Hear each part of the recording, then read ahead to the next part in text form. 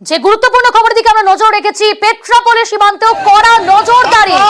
পেট্রাপোল সীমান্তে বাড়ল বিএসএফ এর নজরদারি। এদিকে বাংলাদেশে যে পরিস্থিতি, বঙ্গবন্ধু মুজিবুর রহমান তার মূর্তি, সেই মূর্তি ভেঙে ফেলছে জনতা। অগ্নিগর্ভ পরিস্থিতি দফায় দফায় আমরা দেখেছি এবং এই পরিস্থিতিতে এই দেশ ছেড়েছেন বাংলাদেশের প্রধানমন্ত্রী শেখ হাসিনা এবং তার নির্দিষ্ট গন্তব্য সেফ হাউসের উদ্দেশ্যে রওনা দিয়েছেন। কোথায় যাচ্ছেন তার স্পষ্টভাবে বলা যাচ্ছে না, কিন্তু এরই পাশাপাশি আপনাদের জানাবো যে এই ঘটনার জেরে অর্থাৎ এখন যা পরিস্থিতি, এই পরিস্থিতিতে পেট্রাপোল সীমান্তেও কিন্তু কড়া নজরদারি। পেট্রাপোল সীমান্তে বাড়লো বিএসএফ এর নজরদারি, সেখানে বাড়ানো হলো বিএসএফ এর নজরদারি। বিএসএফ জওয়ানদের নিয়েই আসা হচ্ছে সেখানে, অর্থাৎ পেট্রাপোল সীমান্তে পেট্রাপোল জিরো পয়েন্টের কাছাকাছি সমস্ত সাধারণ মানুষদের সরিয়ে দেওয়া হচ্ছে। কতটা তৎপরতা জানার চেষ্টা করবো, অনিরুদ্ধ রয়েছে আমাদের সঙ্গে। অনিরুদ্ধ, তৎপরতা কতটা এই মুহূর্তে সেখানে পেট্রাপোল সীমান্তে?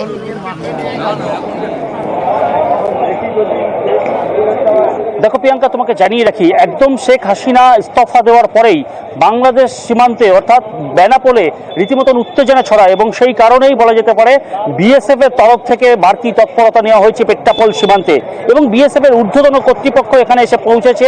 বিএসএফ এর জওয়ানদের সংখ্যা বাড়ানো হয়েছে, বলা যেতে পারে হাই অ্যালার্ট জারি করা হয়েছে পেট্রাপোল সীমান্তে এবং পেট্রাপোল সীমান্ত থেকে প্রায় 50 মিটার দূর পর্যন্ত সাধারণ মানুষকে পুরো ফাঁকা করে দেওয়া হয়েছে। আমি ক্যামেরা পার্সনকে অনুরোধ করবো দেখানোর জন্য যে রীতিমতন এখনো মানুষ দাঁড়িয়ে রয়েছে বাংলাদেশে কি হচ্ছে সেটা দেখবার জন্য, দূর দূরান্ত থেকে দেখার জন্য চেষ্টা করছে যে বাংলাদেশে কি অবস্থান চলছে এবং বিএসএফ এর তরফ থেকে রীতিমতন বাড়তি তৎপরতা নেওয়া হয়েছে। বিএসএফ এখানে বাড়তি মোতায়েন করা হয়েছে। তারপরে বিএসএফ এর ঊর্ধ্বতন কর্তৃপক্ষ এখানে এসেছে, তারা পরিস্থিতির দিকে নজর রাখছে। পেট্রাপোল সীমান্ত যথেষ্ট রকম তাৎপর্য রয়েছে এই সীমান্তের, কারণ এখান দিয়েই সাধারণ যাত্রীদের যাতায়াত হয় এবং এখান দিয়েই ব্যবসা বাণিজ্য হয়ে থাকে, রপ্তানি আমদানি হয়ে থাকে। ইতিমধ্যেই যাত্রীদের জন্য পেট্রাপোল সীমান্তের যাতায়াত বন্ধ করা হয়েছে। কলকাতা থেকে যে সমস্ত যাত্রীরা বাংলাদেশে যাবার জন্য এই পেট্রাপোল সীমান্তে এসেছিল তাদেরকেও এখানে আপাতত দাঁড়াতে বলা হয়েছে। বিএসএফ একেবারে অনিরুদ্ধ, তুমি যেমনটা বলছিলে, ফিরছি তোমার কাছে, সঙ্গে থাকো।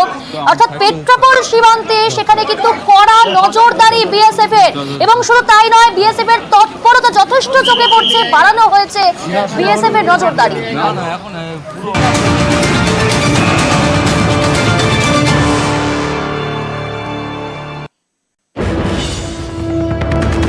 আর এদিকে বাংলাদেশের পরিস্থিতিতে উদ্বিগ্ন মুখ্যমন্ত্রী। বাংলাদেশ পরিস্থিতি নিয়ে বৈঠকে রাজ্য মন্ত্রিসভা।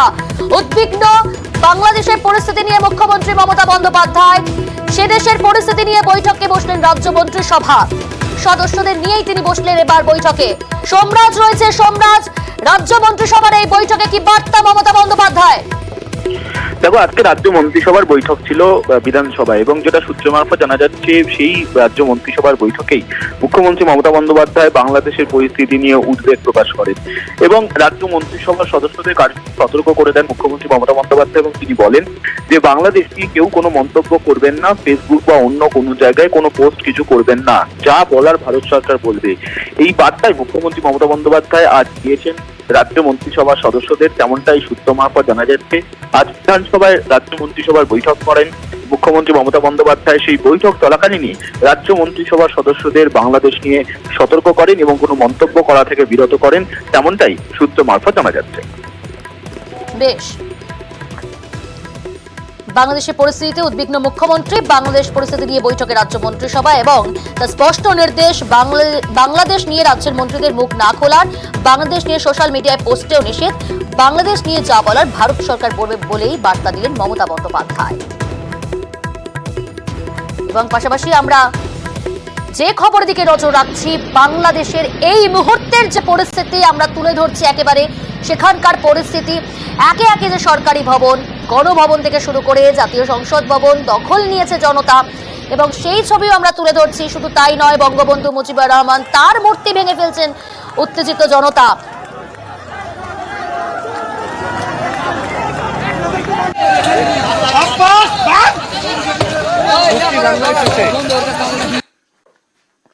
আর এই ঘটনার পরে আমরা কথা বলেছিলাম আন্তর্জাতিক সম্পর্ক বিশেষজ্ঞ রাজাগোপাল ধর চক্রবর্তীর সঙ্গে। তিনি কি বলছেন শুনুন। এটা তো পরিষ্কার যে প্রধানমন্ত্রী পরিবারের লোকজনদের সাথে দেশ ছেড়েছেন, মানে বাংলাদেশে ঢাকা ছেড়েছেন, ঢাকা ছেড়ে বাংলাদেশের অন্য কোনো জায়গায় যাবেন বলে মনে হয় না। যদি ভারতের সঙ্গে যোগাযোগ করে থাকেন, ভারতের পশ্চিমবঙ্গে নিয়ে আসবে না, হয়তো ত্রিপুরা বা আসামে নিয়ে যাবে বলে আমার ধারণা। সেখানে এমন সেটা সরকার নিশ্চয়ই জানবে না। এবং যেহেতু আর্মি হেলিকপ্টারে উনি গেছেন, সেটা পরিষ্কার আর্মির সঙ্গে ওনার একটা নিশ্চয়ই বোঝাপড়া রয়েছে। বাংলাদেশ আর্মির সঙ্গে হয়তো বোঝাপড়া করে যাওয়ার সম্ভাবনা রয়েছে। আর্মিকে হয়তো বলে গেছেন যে তোমরা কিছুদিন চালাও, এবং আমি পরে দেখা যাবে সবকিছু শান্তি ফিরলে হয়তো আসতে পারি। আমরা এই মুহূর্তে বাংলাদেশের ছবি সরাসরি তুলে ধরছি। লাখো মানুষের ভিড় দেখুন, সেখানে রাস্তায় লাখো মানুষের ভিড়। শেখ হাসিনা তার পদত্যাগের পর দেশ ছাড়া, এবং এই মুহূর্তে সরাসরি সেই ছবি দেখাচ্ছি। দেখুন, বাংলাদেশের সেই পথে নেমেছেন লাখো জনতা।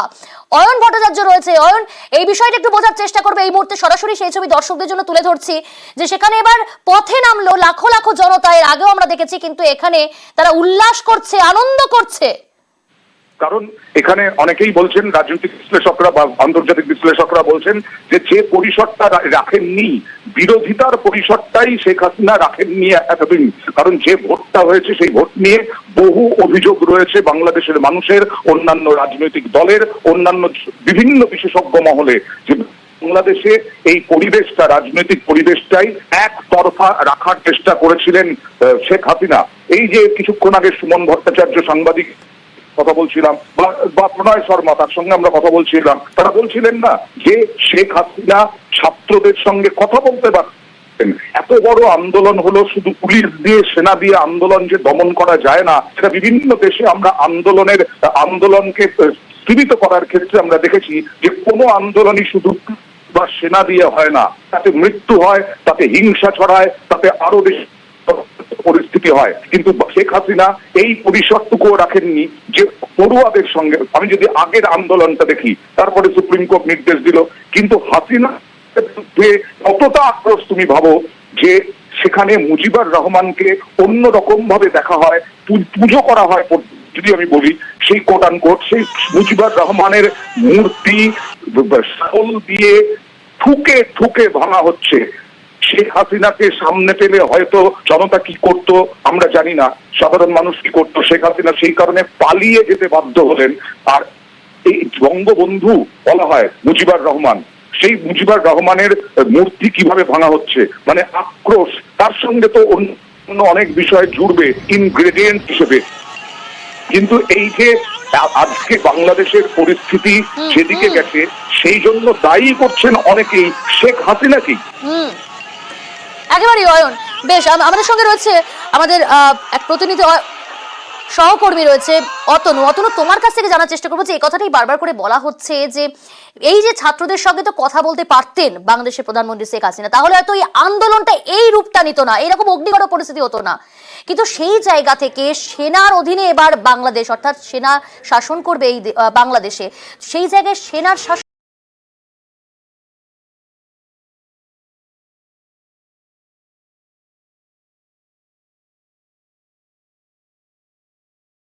হাসিনা সরকার কোনোভাবে সমঝোতার রাস্তায় যায়নি। হাসিনা সরকার এইখানেই কোথাও একটা স্বৈরাচারের ছায়া দেখেছে ছাত্ররা, এবং যেখানে বিরোধীরা সুযোগ পেয়ে গিয়েছে ছাত্রদের সঙ্গে ব্যাকআপ দেওয়ার। এখনকার খবর যদি আমি বলি, বাংলাদেশ থেকে কিছু ডিস্টার্বিং খবর আসছে। ঢাকার বিভিন্ন জায়গায় আগুন জ্বলছে। কোন কোন জায়গায় আগুন জ্বলছে? মূলত সারা বাংলাদেশের যেখানে যেখানে আওয়ামী লীগের অফিস রয়েছে, তাদের নেতারা রয়েছে, তাদের নেতাদের বাড়ি রয়েছে, সেখানে সেখানে আগুন জ্বলছে। ঢাকা শহরে কার্যত আগুন জ্বলছে। কিছুক্ষণ আগে আপনাদের জানিয়েছি, স্বরাষ্ট্রমন্ত্রীর বাড়িতে 1,000 মানুষ, হাজারখানেক মানুষ ঢুকে পড়েছেন বাড়ির দরজা ভেঙে।